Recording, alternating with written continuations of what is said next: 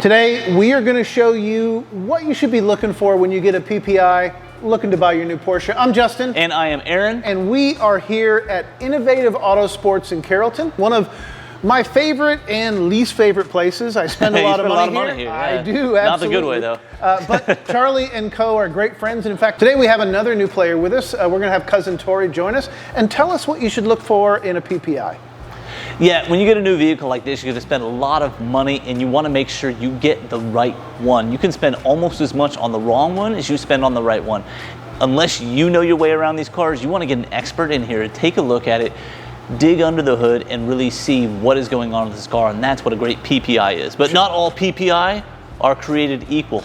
And a PPI is even more important if you are buying a car from out of state. You know, when you're buying a special car, there's only so many of them. If you want a white one with a white console and PDK, then that car might be in Ohio and you're in Texas. So that's when you find someone like Innovative and they will help you do it. So without further ado, let me introduce Cousin Tori. Tori, come on over. This is Cousin Tori. He works here at Innovative Auto Sports, and he is one of the guys that is in charge of the PPI. So Tori, tell me why someone should do a PPI. So, I mean, you get an in-depth look at the vehicle before you purchase it. That definitely save you some money in the long run. I mean, maybe uncover some needed repairs that the seller doesn't even know about. So we got the car on the ground. Tell us a couple of things that you guys are looking for while the car's like this. Yeah, so to start out, we usually do a paint thickness reading. We'll take a paint meter, we'll actually measure the thickness on each individual panel. That'll tell us that maybe, you know, it was in a fender bender and this bumper got replaced. We'll be able to see if it was fixed or replaced or how much paint's on there. Is there a standard thickness for Porsche? Yeah, so 5 is actually usually stock. If it's too thick, it's the problem? If it's too thick, it's the problem. And so if it's too thin, if it's too thin, I mean, maybe, well, I guess that also technically could be a problem. If you don't see that as often. You don't see that as often. Usually it's too thick. It means that they didn't take, whenever somebody repaints a spot, they're not going to take it down to bare metal, reprime it, everything. What they're going to do there's always something left. Yeah, there's always going to be something left. Okay. So like you have this panel right here.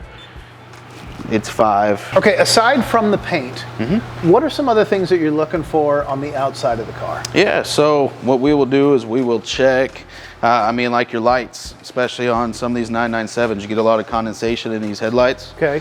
Which, you know, condensation, yellowing, you're going to have to replace that headlight. And these lights are expensive, yeah? Sometimes thousands of dollars, right, so right. Depending on what it is. I mean, you're going to check all your grills. You're also going to check, more so when it's on the lift, but you can see it in there. You'll check the fins on the radiators, see if you got rock chips, or you know, maybe have to replace a radiator. And then going from there, we will plug into it, get a DME report. Okay. What does the DME report tell you on a car like this? So DME report, we're going to plug in. We're going to basically, it's kind of like a digital footprint of the vehicle.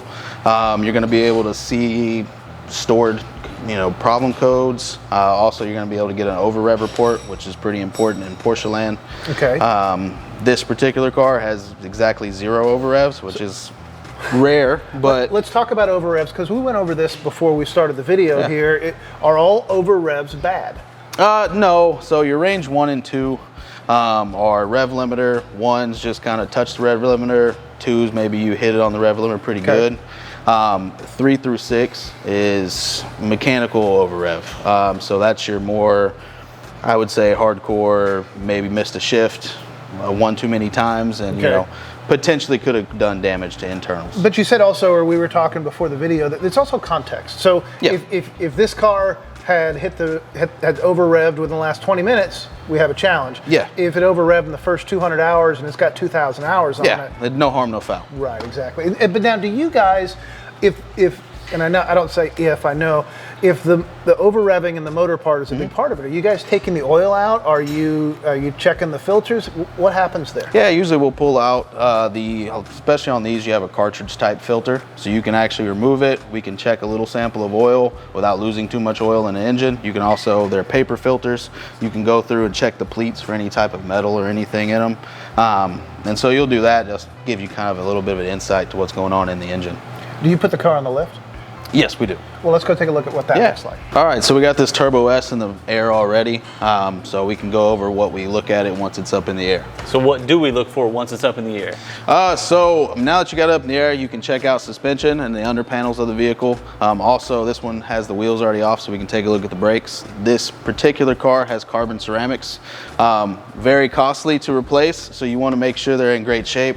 Of course, this one looks pristine and perfect. How many miles does this car have on it? This one only has about 30,000 miles on it. How long do carbon ceramic brakes last? So they do last a good amount. I would say longer than your steel variety. Maybe 15, 20,000 miles, depending on, I mean, if you track it real heavy, they don't tend to last as long. If you're just doing your normal daily driving, they last a good amount of bit. So about 30,000 miles on this car. We should look to see they're either pretty new because they were replaced for the second time, or they're about worn out because they're going to need to be replaced soon. Yep, I would say so. All right, so on suspension, we're going to check all your bushings on your control arms. Also, you will check in here. There's a bump stop. You want to make sure that it's good. That basically just tells you overall health of the strut. Also, you're going to look for any hydraulic fluid leaks on the strut. You know, if it's leaking fluid, it's not doing its job, it's going to need to be replaced. How many points is the inspection for Innovative? So our inspection is a 146-point inspection. We're pretty thorough. We go in and out, underneath. We dive pretty deep into them. Just want to make sure we're going through it thoroughly and giving our customer the best value. 140-point inspection seems like it would take a long time. Yeah, so our inspection actually takes about 3 to 4 hours to complete. So we always recommend dropping it off with us, and you don't really want to wait around for it. So that's part of the value that you get from a PPI is you get somebody to crawl all over it who knows about these cars. You would tell by this shop they know these Porsches, and so they know what they're doing. They're going to look it over. If somebody is not spending 3 to 4 hours on your car, you may not be getting the same kind of value you are as having somebody like Innovative do that. After suspension, brakes, what's the next thing to look at? Yeah, we're gonna go underneath the vehicle, maybe check for any leaks. All right, that sounds great. I'll meet you under there. This is peaceful. I bet you guys do this a lot. All day. Yeah. After lunch, especially. So what are we seeing under here? So you'd be looking for any oil leaks. That's the oil pan. Just basically seeing if you got any drips or maybe some rust. I thought you said the lift didn't work. Didn't say that. All right, now that we got the car in the air, so what are we looking for back here? So we will look for leaks. This particular car actually came in with a coolant leak, so we were able to check the water pump. It's not actively leaking, only see it when it's running. Also, The exhaust. I mentioned looking at the turbos. Leaks. Check for exhaust leaks. You can see if any cracks are in the manifolds or anything. Yeah. Check the turbos, make sure they're not leaking. Check all your charge pipes and things underneath here. You know, you have a lot of boots and hoses that see a lot of heat. You also can get a better, vantage. Nuts and bolts. Yep. Get a better vantage point at some of these bushings on these lower control arms and things. Yeah. Doesn't look like much to see here. What about these panels? So we would actually take all these panels off. Porsches in general actually have coolant lines that run the length of the vehicle, because then the radiators are in the front. So we would take all these down. Also, you can inspect your drive line. Being a turbo, this one would be all-wheel drive. Yeah. So you're going to have a drive shaft you're going to want to check, make sure. Okay. And towards the front, what are we looking at? Kind of the same deal. I mean, you can see underneath on the bumper, maybe it's been ran up on a curb a whole bunch in its life. You can also take a peek at the AC condensers and the radiators to see if they have any damage to the bottom. And again, you can check those lower radiator hoses, And get a lot better vantage point on the front end for really any kind of damage, rather than having to lean down and look at it down here. It's nice to have it eye level. Oh yeah, and looking up, you can also, with a flashlight, you can get a different light on things as well. Absolutely. So for a PPI, this is something that people would do if they're buying one of these cars. Yeah, well, when you're buying or maybe when you're selling. If you want to add some value to the vehicle you're selling, you have a notable place to do a PPI on it.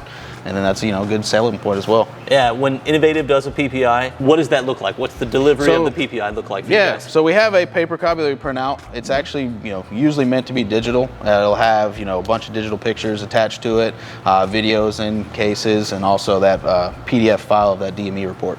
How many pages would you say the PPI is that you guys I believe out? It's about 7. 7 pages. About okay, 7 pages. Now I do know from experience, actually, I got my 996 inspected here, and it was great. I got a text message with a link. It took me online. I could see the whole report report, pictures, a lot of great details here, a lot of good stuff in the report. So for PPIs, make sure that if you're buying one of these cars, protect your investment.